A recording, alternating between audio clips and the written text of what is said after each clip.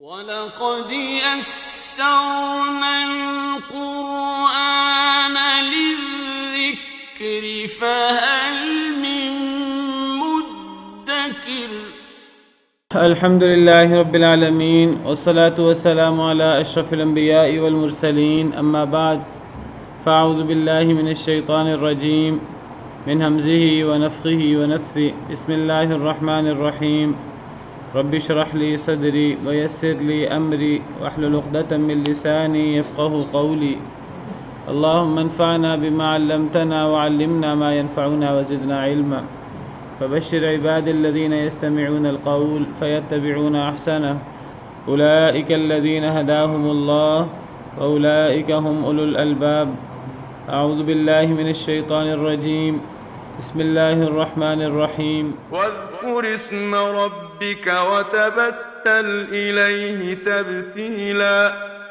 رب المشرق والمغرب لا إله إلا هو فاتخذه وكيلا واصبر على ما يقولون واهجرهم هجرا جميلا وذرني والمكذبين أولي النعمة ومهلهم قليلا إن لدينا أنكالا وجحيما وطعاما ذا غصة وعذابا أليما أعوذ بالله من الشيطان الرجيم بسم الله الرحمن الرحيم واذكر اسم ربك وتبتل إليه تبتیلا اور ذکر کریں اپنے رب کے نام کا وتبتل إليه تبتیلا اور متوجہ ہو جائیں اس کی طرف متوجہ ہو جانا اپنے رب کا نام ذکر کریں یعنی اپنے رب کا ذکر کریں اپنے رب کی زیادہ سے زیادہ شان بیان کریں رب کی تسبیح اور حمد بیان کریں جس کی بہت زیادہ فضیلت ہے اور فضیلت کے ساتھ ساتھ جو مشکل حالات ہیں مشکل حالات کو حل کرنے کا ایک بہت کارآمد ذریعہ اللہ کا ذکر ہے اللہ کا ذکر ایک تو بہت بڑا عمل ہے اتنا بڑا عمل ہے کہ یہ نامہ اعمال میں بہت بھاری ہے اور اس کی فضیلت دیگر اعمال میں بہت زیادہ ہے ذکر کی فضیلت خاص طور پہ اگر ذکر جو ہے وہ اس انداز سے ہو کہ انسان زبان سے بھی ذکر کرے اور ساتھ اس کے دل بھی شریک ہو تو یہ ذکر انسان کو نماز روزے سے اور صدقہ انفاق وغیرہ سے بہت آگے لے جاتا ہے اس مبارکہ میں ہے کہ نبی کریم صلی اللہ علیہ وسلم نے ایک دفعہ صحابہ کرام کے سامنے جو ہے وہ ذکر کی فضیلت بیان کی اور آپ نے اس انداز سے ذکر کی فضیلت بیان کی کہ آپ نے فرمایا کہ اے لوگو کیا میں تمہیں تمہارے بہترین اعمال کی خبر نہ دوں تمہارا ایسا عمل جو تمہارے سب اعمال سے سب سے افضل ہے وَأَزْكَاهَا عِنْدَ مَلِكِكُمْ جو تمہارے رب کے نزدیک سب سے زیادہ پاکیزہ ہے وَأَرْفَعِهَا فِي دَرَجَاتِكُمْ تمہارے درجات میں سب سے زیادہ بلند ہے وَخَيْرٍ لَكُمْ مِنْ إِعْطَاءِ الذَّهَبِ وَالْوَرِقِ سونا چاندی خرچ کرنے سے زیادہ افضل ہے وَأَن تَلْقَوْا عَدُوَّكُمْ فَتَضْرِبُوا أَعْنَاقَهُمْ وَيَضْرِبُوا أَعْنَاقَكُمْ جہاد سے افضل ہے تم اپنے دشمن سے ملاقات کرو تم ان کو مارو وہ تمہیں ماریں اس سے بھی افضل ہے تو صحابہ کرام عرض کرنے لگے کہ وہ کیا ہے وہ ایسا عمل جس کے یہ فضائل ہیں تو آپ نے فرمایا ذکر اللہ عز و جل اللہ کا ذکر اللہ کے عذاب سے انسان کو کوئی چیز سب سے زیادہ بچانے والی ہے تو اللہ کا ذکر ہے اللہ اپنے ذکر سے بہت زیادہ خوش ہوتے ہیں وَلَذِكْرُ اللَّهِ أَكْبَرُ بعض حدیث میں تو ہے کہ انسان سبحان اللہ کہتا ہے الحمدللہ کہتا ہے تو یہ زمین و آسمان کے درمیان کا خلا بھر جاتا ہے تملأ ما بین السماء والارض یہ زمین و آسمان کے درمیان کے خلا کو بھر دیتے ہیں اتنی فضیلت ہے سبحان اللہ الحمدللہ کی اور سبحان اللہ الحمدللہ لا الہ الا اللہ اللہ اکبر یہ چار کلمے ایسے ہیں کہ اس سے کوئی افضل چیز نہیں ہے جس پر سورج طلوع ہوتا ہو حدیث مبارکہ کے مطابق اور حدیث مبارکہ میں یہ بھی آتا ہے کہ جنت کی زمین جو ہے وہ چٹیل ہے، صاف ہے۔ ہم جب اللہ کا ذکر کرتے ہیں تو پھر زمین پر جنت میں درخت لگ جاتے ہیں جنتی۔ سبحان اللہ کہنے سے درخت لگتا ہے، الحمدللہ کہنے سے درخت لگتا ہے، اللہ اکبر کہنے سے، لا الہ الا اللہ کہنے سے، جتنی دفعہ ہم یہ الفاظ کہیں گے ہماری جنت کے اندر اتنے سرسبز باغ ہوں گے، اتنی بہترین جنت ہوگی، اتنے گھنے باغ ہوں گے۔ سیدنا ابراہیم علیہ السلام کی یہ وصیت ہے جو سیدنا ابراہیم علیہ السلام نے معراج کے موقع پر نبی صلی اللہ علیہ وسلم کو کی کہ اپنی امت کو میرا یہ پیغام پہنچانا ہے۔ تو بہرحال ذکر کی بہت زیادہ فضیلت ہے۔ ایک تو ذکر کی فضیلت بہت زیادہ ہے، نمبر دو پیچھے ذکر ہوا کہ آپ نے رات کو قیام کرنا ہے، اور رات کو قیام کرنے کا مقصد کیا ہے کہ آپ پر جو بڑی بھاری ذمہ داری ہے، جو آپ نے عمل بھی کرنا ہے اس وحی پر، اور پھر اس کی دوسروں کو تبلیغ بھی کرنی ہے، اور تبلیغ کرنے پہ جو آپ کو مشکل حالات کا سامنا کرنا پڑے گا کفار کی طرف سے، مخالفین کی طرف سے، تو ان مشکل حالات کا ایک بہترین علاج اللہ کا ذکر ہے۔ آپ دیکھیں قرآن کریم میں جہاں جہاں اللہ تعالیٰ نبی کریم صلی اللہ علیہ وسلم کو کفار کی تکلیف دہ باتوں پر، کفار کی طرف سے آزمائشوں پر اللہ تعالیٰ صبر کرنے کا حکم دیتے ہیں، وہاں اللہ تعالیٰ نبی کریم صلی اللہ علیہ وسلم کو ذکر کا حکم بھی دیتے ہیں مشکل حالات میں۔ سورہ حجر کے آخر میں ہے، آخری آیات میں، وَلَقَدْ نَعْلَمُ أَنَّكَ يَضِيقُ صَدْرُكَ بِمَا يَقُولُونَ فَسَبِّحْ بِحَمْدِ رَبِّكَ وَكُن مِّنَ السَّاجِدِينَ۔ ہمیں بخوبی علم ہے کہ یہ جو آپ کے خلاف باتیں کرتے ہیں، آپ کو برا بلا کہتے ہیں یہ کفار، تو آپ کا سینہ مبارک تنگ ہوتا ہے، ہمیں بخوبی پتہ ہے۔ اب آپ کیا کریں ان تکلیف دہ باتوں پر، ان مشکل حالات میں آپ کا رویہ کیا ہونا چاہیے؟ فسبح بحمد ربک وکن من الساجدین، آپ اپنے رب کے حمد کے ساتھ اس کی تسبیح بہت زیادہ کریں، سجدہ کریں، سجدہ کرنے والوں میں سے ہو جائیں۔ واعبد ربک حتی یأتیک الیقین، اس وقت تک اپنے رب کی عبادت کرتے رہیں حتیٰ کہ آپ کو موت آ جائے۔ تو مشکل حالات کا حل کیا ہے؟ انسان کی زبان پہ اللہ اکبر، لا الہ الا اللہ، سبحان اللہ، الحمدللہ یہ جاری ہو جائے، اللہ ربی لا اشرک بہ شیئا۔ مشکل کا حل، مشکل حالت میں نبی کریم صلی اللہ علیہ وسلم یہ پڑھا کرتے تھے، اللہ ربی لا اشرک بہ شیئا۔ مشکل موقع پر نبی کریم صلی اللہ علیہ وسلم یہ دعا پڑھا کرتے تھے، لا الہ الا اللہ الحلیم العظیم، لا الہ الا اللہ لا الہ الا اللہ رب العرش العظیم، لا الہ الا اللہ رب السماوات السبع ورب العرش الکریم۔ تو اللہ کا ذکر ہے، لا الہ الا اللہ، سبحان اللہ، الحمدللہ۔ اسی طرح قرآن کریم میں ایک اور مقام پر اللہ فرماتے ہیں، وَاصْبِرْ عَلَى مَا يَقُولُونَ وَسَبِّحْ بِحَمْدِ رَبِّكَ قَبْلَ طُلُوعِ الشَّمْسِ وَقَبْلَ الْغُرُوبِ۔ یہ جو بکواس کرتے ہیں، یہ جو آپ کے بارے میں الٹے سیدھے کلمات کہتے ہیں، آپ ایک تو صبر سے، درگزر سے کام لیں، صبر کریں، وَسَبِّحْ بِحَمْدِ رَبِّكَ قَبْلَ طُلُوعِ الشَّمْسِ وَقَبْلَ الْغُرُوبِ، اور اپنے رب کی حمد کے ساتھ اپنے رب کی تسبیح بیان کریں سورج غروب ہونے سے پہلے اور سورج طلوع ہونے سے پہلے۔ تو مشکل حالات کا پیچھے ذکر ہے، تبلیغ کے نتیجے میں جو مشکل حالات آئیں گے، یہ جو قول ثقیل جو آپ پہ ڈالا جا رہا ہے، تو اس کے حل، تو یہ جو آزمائش آئے گی تو اللہ تعالیٰ نے اس کا حل بھی بتایا۔ اس کا حل یہ ہے کہ اپنے رب کے نام کا ذکر کیجئے، اللہ کو زیادہ سے زیادہ یاد کریں، یہ چیزیں آسان ہو جائیں گی۔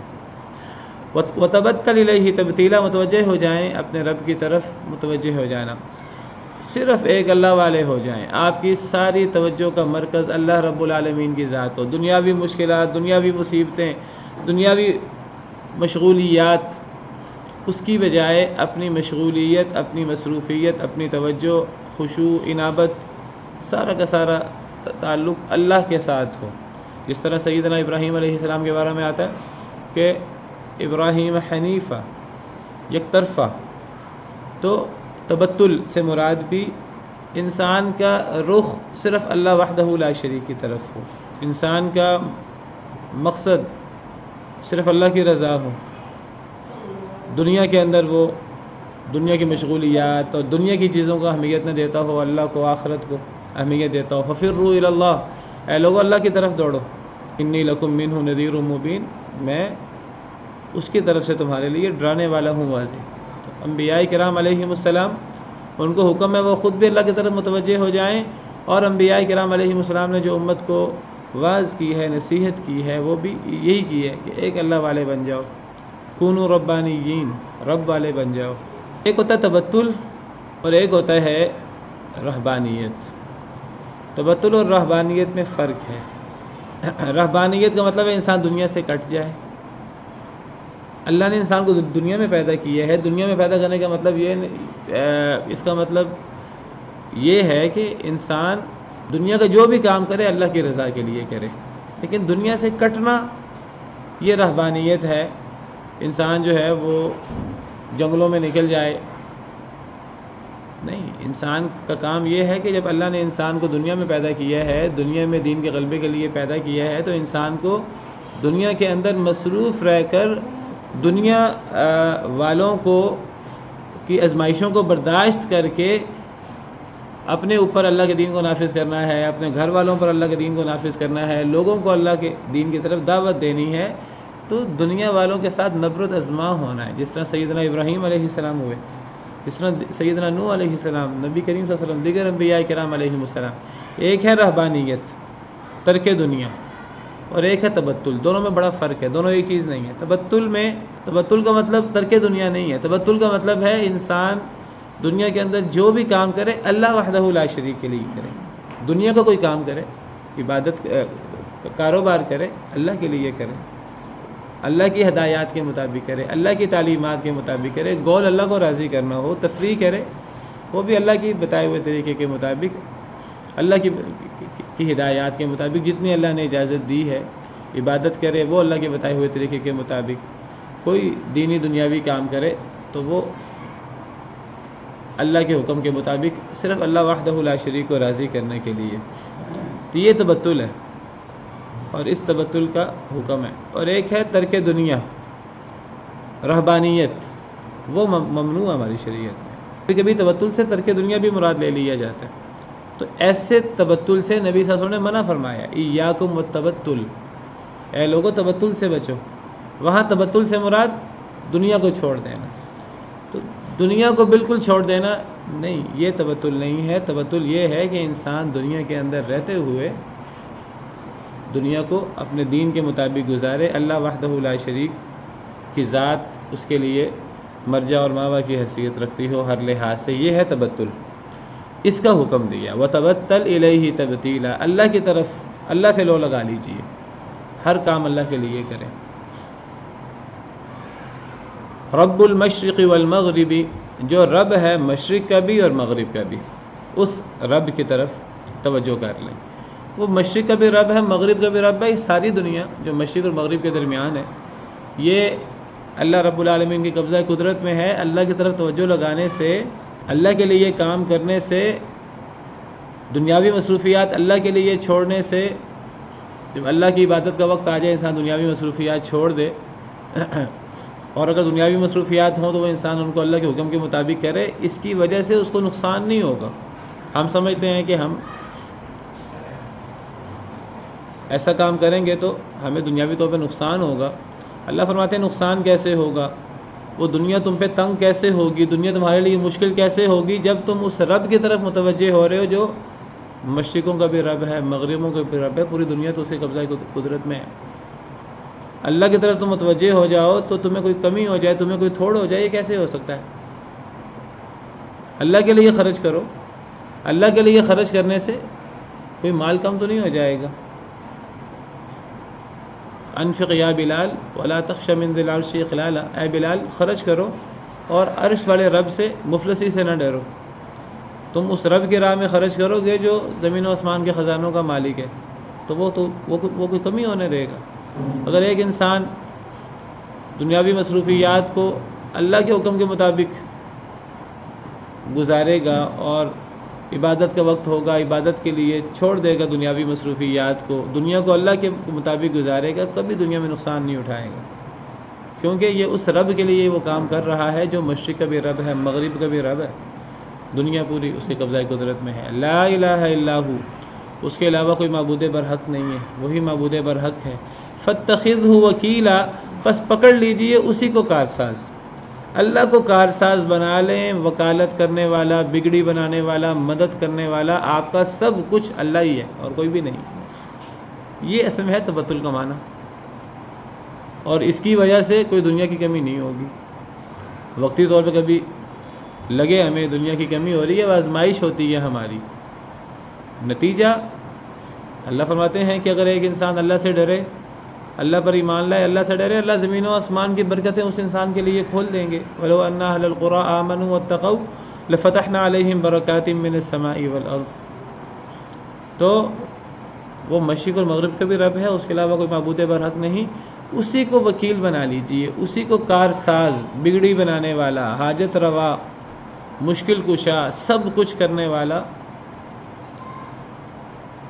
مرجع اور ماوا اللہ کو بنا لیجیے. وَاصْبِرْ عَلَىٰ مَا يَقُولُونَ، اور صبر کیجئے اوپر اس کے جو یہ کہتے ہیں، جو یہ کہتے ہیں اس پہ صبر کیجئے. خندہ پیشانی کے ساتھ ان تکلیفوں کو برداشت کریں. یہ تکلیفیں آپ کو اللہ کی راہ میں آئی ہیں. اللہ کی راہ میں تکلیف آنا یہ تو بڑی سعادت کی بات ہے. انسان کو اللہ سے عافیت مانگنی چاہیے، لیکن اگر انسان کو تکلیف آئے، دیکھیے تکلیف تو ایک انسان کیا ہم سمجھتے ہیں کہ اللہ کی راہ میں تکلیف آتی ہے، اللہ کی راہ کے علاوہ بھی تکلیف آتی ہے. ایک بندہ مسلمان نہیں ہے، کیا اس سے تکلیفیں نہیں آتی؟ کیا وہ بیماریوں کا شکار نہیں ہوتا؟ ایک بندہ مسلمان ہے لیکن اللہ کے دین کے غلبے کے لیے کئی دفعہ اسے تکلیف نہیں آتی، اس سے کوئی عام دنیاوی مصیبت، کوئی حادثہ دنیاوی آ جاتا ہے. یہ دنیا آزمائش کا گھر ہے، اس کے اندر آزمائشیں، تکلیفیں ہیں ہی ہیں، لیکن اللہ سے عافیت مانگنی چاہیے. لیکن اگر انسان کو دین کے غلبے کے لیے، دین پر عمل کرتے ہوئے کوئی تکلیف آ جائے تو یہ بڑی سعادت کی بات بھی ہے، اگر ایک انسان اس کو خندہ پیشانی سے برداشت کرے. تو جب اللہ کی راہ میں انسان کو تکلیف آئے، انسان کو صبر کے ساتھ اس تکلیف کو برداشت کرنا چاہیے. اس کا پھر اللہ کے پاس بڑا اجر ہوتا ہے. اللہ تعالیٰ فرماتے ہیں فَالَّذِينَ هَاجَرُوا وَأُخْرِجُوا مِن دِيَارِهِمْ وَأُوذُوا فِي سَبِيلِي وَقَاتَلُوا وَقُتِلُوا لَأُكَفِّرَنَّ عَنْهُمْ سَيِّئَاتِهِمْ. جو لوگ ایمان لاتے ہیں، جو لوگ ہجرت کرتے ہیں، جنہیں میری راہ میں تکلیف دی جاتی ہے، اللہ کی راہ میں، اللہ کے دین پر عمل کرتے ہوئے انہیں تکلیف دی جاتی ہے. وقاتلوا وقتلوا، وہ جہاد بھی کرتے ہیں، انہیں قتل بھی کیا جاتا ہے. اللہ فرماتے ہیں کہ لَأُكَفِّرَنَّ عَنْهُمْ سَيِّئَاتِهِمْ، میں ایسے لوگوں کے گناہ معاف کر دیتا ہوں جن کو اللہ کے راستے میں تکلیف آئے. تو وَاصْبِرْ عَلَىٰ مَا يَقُولُونَ، یہ جو کہہ رہے ہیں کفار، اس پہ صبر کریں. یہ آپ کو اللہ کے راستے میں تکلیف آ رہی ہے.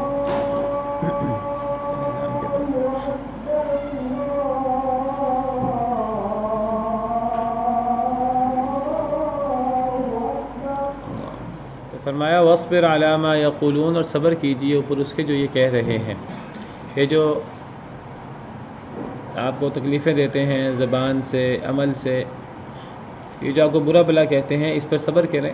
یہ آپ کو اللہ کے راستے میں تکلیف آ رہی ہے، اس پر خندہ پیشانی سے صبر کریں. پیچھے ذکر کا حکم ہے اور یہاں صبر کا حکم ہے. اس سے پتہ لگتا ہے کہ مشکل حالت پہ، مشکلات پہ ہمیں صبر اور اللہ کے ذکر سے کام لینا چاہیے. صبر کیجئے اوپر اس کے جو کہہ رہے ہیں. وَاهْجُرْهُمْ هَجْرًا جَمِيلًا، چھوڑ دیجئے انہیں اچھے طریقے سے چھوڑنا.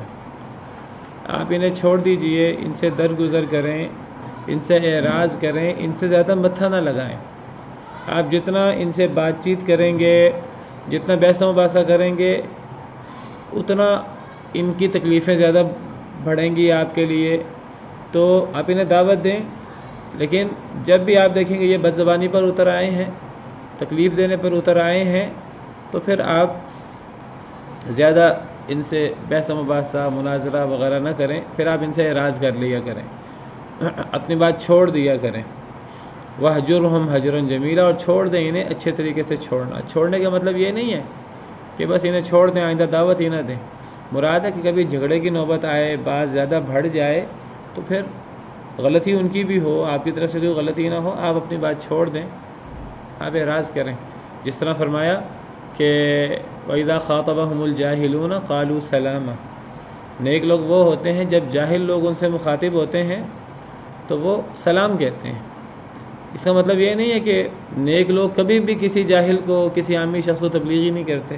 نہیں، تبلیغ کرتے ہیں، جاہلوں کو بھی تبلیغ کرتے ہیں. لیکن جب جاہل لوگ اپنی جہالت پہ اتر آئیں، جب وہ بحث و مباحثہ میں، اور جس کو آپ کہتے ہیں کہ میں نہ مانوں، ہٹ درمی، بد زبانی پر اتر آئیں، پھر اس وقت انسان حق پر چاہے ہے، حق پر ہونے کے باوجود اب کئی دفعہ انسان کا دل کرتا نہیں میں نے اب اگلے بندے کو منوا کے رہنا ہے، اگلا بندہ جو ہے وہ سخت بات کرتا ہے، انسان بھی پھر سخت بات کرتا ہے۔ فرمایا نہیں، ایسے موقع پر اعراض سے، درگزر سے کام لینا چاہیے، چھوڑ دینا چاہیے، ایسے لوگوں کو اپنی بات چھوڑ دیں، کسی اور موقع پہ دوبارہ دعوت دے لیجیے، بات کو بگڑنے نہیں دینا۔ یہ خاص طور پہ اس کی ضرورت ان حالات میں ہوتی ہے جب کفار کا غلبہ ہو، اور ویسے اگر کفار کا غلبہ نہ بھی ہو تب بھی انسان اگر کافروں کو واضح نصیحت کرے، اگر وہ بد زبانی، بد کلامی پر، کج بحثی پر اتر آئیں تو انسان کو بات چھوڑ دینی چاہیے، کسی وقت دوبارہ میں نصیحت کروں گا۔ وذکر ان نفعت الذکریٰ، اس وقت نصیحت کریں جب نصیحت فائدہ دے، جب کج بحثی شروع ہو جائے پھر نصیحت فائدہ نہیں دیتی، اب اس وقت انسان جو ہے نا وہ کہ نہیں جی میں نے تو اب سمجھا کے رہنا ہے، نہیں، انسان چھوڑ دے بات اس وقت، پھر دوبارہ کسی اور موقع پر بات ہو جائے گی۔ وَاہْجُرْهُمْ هَجْرًا جَمِيلًا، انہیں چھوڑ دیجئے اچھے طریقے سے چھوڑنا۔ میں بتا چکا ہوں چھوڑنے سے مراد یہ نہیں کہ آئندہ دعوت ہی نہ دیں، نہیں، دعوت دیں، جب کوئی سخت حالات آئیں تب پھر آپ بات چھوڑ دیں۔ وَذَرْنِي وَالْمُكَذِّبِينَ أُولِي النَّعْمَةِ، اور چھوڑ دیجئے مجھے اور جھٹلانے والوں کو، اولی النعمتی جو بڑی نعمتوں والے ہیں، مجھے چھوڑ دیں اور جھٹلانے والوں کو۔ پچھلی آیت میں فرمایا کہ یہ جو لوگ بد زبانی کرتے ہیں آپ سے، بد کلامی کرتے ہیں، آپ کو برا بھلا کہتے ہیں، آپ نے کیا کرنا ہے؟ آپ نے صبر کرنا ہے، اور اس بد کلامی اور بد زبانی کے وقت آپ نے اعراض اور درگزر سے کام لینا ہے۔ اس اعراض اور درگزر اور چھوڑنے کا مطلب یہ نہیں ہے کہ آپ کمزور ہیں، اس کا مطلب یہ نہیں ہے کہ آپ کے پاس مضبوط موقف نہیں ہے، آپ کی بات صحیح نہیں ہے، آپ کی بات صحیح ہے لیکن وہ اگلا بندہ اس وقت آپ کی بات ماننے کو تیار نہیں ہے، وہ بد زبانی بد کلامی پر اتر آیا ہے۔ اب حالات کا تقاضا یہ ہے کہ آپ اس وقت اپنی بات چھوڑ دیں، درگزر سے کام لیں، لیکن اس کا مطلب یہ نہیں کہ اللہ بھی اس بندے کو چھوڑ دیں گے، اللہ تو اس بندے سے نمٹیں گے، اللہ اس بندے کو اس کے اس عمل کی پوری سزا دیں گے، دنیا آزمائش کے لیے ہے۔ تو آپ کا کام یہ ہے، مومن کا کام یہ ہے، اس وقت مومن ان سے اعراض کرے، ان سے بحث و مباحثہ زیادہ نہ کرے، لیکن اس کا مطلب یہ نہیں ہے اللہ کی طرف سے بھی سزا نہیں ہوتی، اللہ سے بھی ہر حال میں ڈھیل ہی ڈھیل ہے، نہیں، فرمایا کہ مجھے چھوڑ دیں اور جھٹلانے والوں کو، یہ جھٹلانے والوں کا معاملہ مجھ پہ چھوڑ دیں، میں اسے خود ہی نمٹ لوں گا۔ اگر یہ ٹھیک نہیں ہوں گے، اگر یہ اسی طرح کج بحثی، اسی طرح ہٹ درمی کرتے رہیں گے، اگر یہ اپنی اصلاح نہیں کریں گے تو پھر مجھے اور ان کو الگ چھوڑ دیجئے، میں ان کے ساتھ خود ہی نمٹ لوں گا۔ یہ عربی زبان کا محاورہ ہے، اس کا مطلب ہے کہ انہیں میرے حوالے کر دیں، میں ان سے خود ہی نمٹ لوں گا۔ فرمایا چھوڑ دیں مجھے اور جھٹلانے والوں کو، جو آپ کی دعوت کو جھٹلا رہے ہیں، آپ کو جھٹلا رہے ہیں، آپ سے کج بحثی کر رہے ہیں، آپ کو تکلیفیں دے رہے ہیں، مجھے چھوڑ دیں اور ان کو چھوڑ دیں۔ اولی النعمتی، وہ جھٹلانے والے جو نعمتوں والے ہیں۔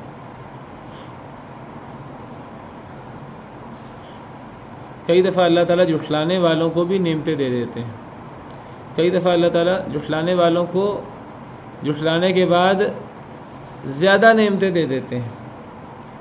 وہ نعمت اصل میں ان کے حق میں نعمت نہیں ہوتی، وہ ان کے حق میں عذاب بن جاتی ہے۔ اگر ایک بندہ اللہ کے دین پر عمل کرنے والا ہو، ایمان لانے والا ہو، اللہ سے ڈرنے والا ہو، تب بھی اللہ کی طرف سے زمین و آسمان کی برکتیں اس شخص کے لیے کھلتی ہیں، وہ حقیقی نعمت ہے۔ جس طرح میں نے بھی آپ کے سامنے قرآن کی آیت پڑھی تھی، وَلَوْ أَنَّ أَهْلَ الْقُرَىٰ آمَنُوا وَاتَّقَوْا لَفَتَحْنَا عَلَيْهِمْ بَرَكَاتٍ مِّنَ السَّمَاءِ وَالْأَرْضِ، اگر بستیوں والے ایمان لے آئیں، تقوی اختیار کریں تو ہم ان پر زمین و آسمان کی برکتیں کھول دیں۔ جس طرح حضرت نوح کے قصے میں ہم نے پڑھا سورہ نوح میں کہ اگر تم اللہ سے استغفار کرو گے تو اللہ موسلادھار بارش برسائیں گے، اللہ باغات تمہیں دیں گے، اللہ تمہیں مال دیں گے، اللہ تمہیں بیٹے دیں گے۔ تو یہ نیکی کرنے کے نتیجے میں اللہ کی نعمتیں حاصل ہوتی ہیں جو حقیقی نعمتیں ہیں، انسان کو ان کا شکر ادا کرنا چاہیے۔ لیکن کئی دفعہ انسان جب اللہ سے دور ہوتا ہے اور زیادہ باغی ہوتا ہے اللہ کا، تو تب بھی کئی دفعہ ظاہراً انسان پر اللہ کی طرف سے نعمتیں آتی ہیں، انسان سمجھتا ہے میرے لیے یہ نعمت ہے، حالانکہ وہ نعمت نہیں ہوتی، وہ اللہ کا عذاب ہوتا ہے۔ تو اس کی طرف اشارہ ہے یہاں۔ کہ یہ جو جھٹلانے والے ہیں، اور جھٹلانے والے لوگوں میں نعمتوں والے لوگ بھی ہیں جن پر دنیا کی نعمتیں بڑی فراخ ہیں، وہ حد حقیقت نعمتیں نہیں ہیں، وہ ان کے لیے عذاب ہے۔ وَلَا تَمُدَّنَّ عَيْنَيْكَ إِلَىٰ مَا مَتَّعْنَا بِهِ أَزْوَاجًا مِّنْهُمْ زَهْرَةَ الْحَيَاةِ الدُّنْيَا لِنَفْتِنَهُمْ فِيهِ۔ اے اللہ کے نبی صلی اللہ علیہ وسلم، آپ یہ جو ہم نے ان لوگوں کو بڑی نعمتیں دے رکھی ہیں دنیاوی، آپ ان نعمتوں کی طرف للچائی نظر سے نہ دیکھیں۔ یہ ہم نے انہیں اس لیے دنیا کی زیب و زینت، دنیا کی نعمتیں دی ہیں تاکہ ہم ان کو اس نعمتوں کی وجہ سے آزمائش میں مبتلا کر دیں۔ لِنَفْتِنَهُمْ فِيهِ، تو یہاں وہ نعمت مراد ہے جو جھٹلانے والوں کے لیے ہوتی ہے۔ اور یاد رکھیے، جو بندہ اللہ کا نافرمان ہو اور اس پر اللہ کی نعمت ہو تو سمجھیے کہ یہ اللہ کی نعمت نہیں ہے، اس کو حدیث مبارکہ میں ہے کہ یہ استدراج ہے۔ استدراج کا مطلب ہوتا ہے اللہ کا وہ عذاب، اللہ کی وہ پکڑ جو آہستہ آہستہ شکنجہ کستا ہے، آہستہ آہستہ، انسان کو پتہ نہیں لگتا، اچانک انسان اس شکنجے میں جکڑا جاتا ہے، پھر نکل نہیں پاتا۔ چھوڑ دیں مجھے اور جھٹلانے والوں کو جو نعمتوں والے ہیں۔ اس سے پتہ لگا ہر اللہ کا نافرمان جو نعمتیں والا ہو تو یہ دنیا کی نعمتیں اللہ کے نافرمان کو اللہ کے عذاب کا شکار کر دیتی ہیں۔ قرآن کریم کا مطالعہ کریں تو پتہ لگتا ہے اکثر دنیا میں نعمتوں والے لوگ جو ہیں وہ قیامت کے دن جہنم میں ہوں گے، والعیاذ باللہ، جو دنیا کے اندر نعمتوں میں ہیں لیکن ہر نعمت والا نہیں۔ اگر نیک لوگوں پر اللہ نے نعمت کی ہے اور وہ نیک لوگ ان کی نیکی کی وجہ سے ان پر اللہ کی نعمت اور رحمت ہے اور وہ اس نعمت اور رحمت کا شکر بھی ادا کرتے ہیں، اللہ کے حکم کے مطابق زندگی گزارتے ہیں، تو نعمت کے باوجود دنیا میں بھی ان کے لیے نعمتیں ہیں، آخرت میں بھی ان کے لیے نعمتیں ہیں، جس طرح سیدنا سلیمان علیہ السلام، سیدنا داؤد علیہ السلام، سیدنا عبد الرحمن بن عوف، سیدنا عثمان غنی رضی اللہ عنہم وارضاہم اجمعین۔ صرف نعمت ہونا کوئی اللہ کی ناراضگی کی دلیل نہیں ہے، لیکن اگر ایک بندہ اللہ کا نافرمان ہو پھر اس پر دنیاوی نعمتیں ہوں، ایسا بندہ ضرور آخرت میں اس کو نعمتیں نہیں ملیں گی، وہ آخرت میں اللہ کے عذاب کا شکار ہوگا۔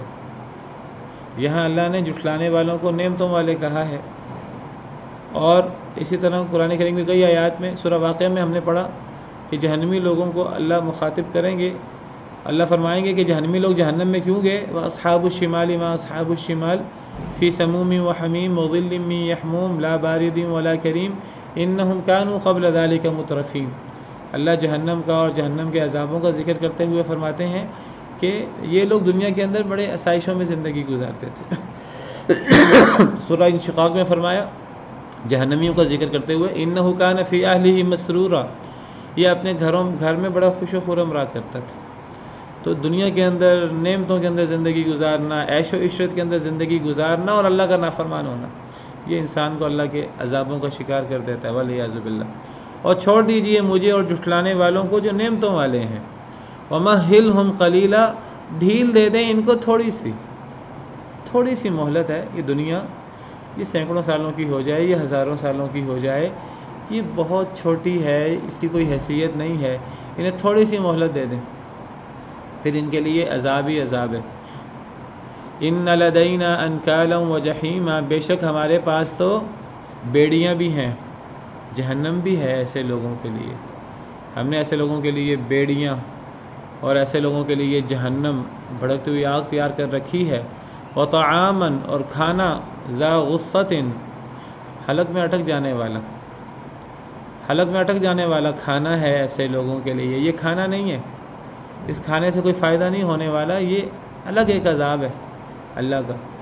جس طرح یہ کھانا ہے حلق میں اٹکنے والا، میں نے کہا یہ کوئی کھانا نہیں ہے، بھوک مٹانے والا نہیں ہے، موٹا کرنے والا، طاقت دینے والا نہیں ہے، یہ صرف عذاب کے لیے ہے۔ جس طرح پینا بھی ہوگا جہنمی لوگوں کے لیے، لیکن وہ پینا کیا پینا ہے؟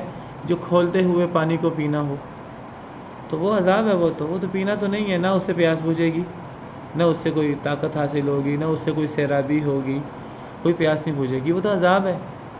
وہ تو سارا جہاں سے وہ چہرے کے قریب ہوگا، چہرہ بھونا جائے گا، وہ حلق سے گزر کے پیٹ میں جائے گا۔ وَسُقُوا مَاءً حَمِيمًا فَقَطَّعَ أَمْعَاءَهُمْ، آنتڑیوں کو اور ہر چیز کو کاٹ کر گزر جائے گا، والعیاذ باللہ۔ تو جس طرح وہ پینا ہے اس طرح یہ کھانا ہے، کافروں کے لیے یہ کھانا نہیں ہے، یہ تو حلق میں اٹکنے والا کھانا، یہ تو عذاب ہے اللہ کا۔ وَلَا طَعَامٌ إِلَّا مِنْ غِسْلِينَ، سورہ معارج میں ہم نے پڑھا اور سورہ غاشیہ میں اللہ فرماتے ہیں لیس لہم طعام الا من ضریع لا یسمن ولا یغنی من جوع، نہ وہ موٹا کرے گا نہ وہ بھوک سے فائدہ دے گا. تو یہ عذاب ہے الگ سے ایک، اور کھانا حلق میں اٹک جانے والا، وعذابا علیما، اور تکلیف دینے والا عذاب، شدید دردناک عذاب ہوگا والعیاذ باللہ. اور یہ سارا کس دن ہوگا؟ یہ سارا قیامت کا دن ہوگا، جس کا ذکر اگلی آیات میں آ رہا ہے. وقت ختم ہو گیا، اسی پر بس کرتے ہیں. سبحان ربک رب العزت عما یصفون وسلام علی المرسلین والحمد للہ رب العالمین. في رحمه تحلو الحياة شوقا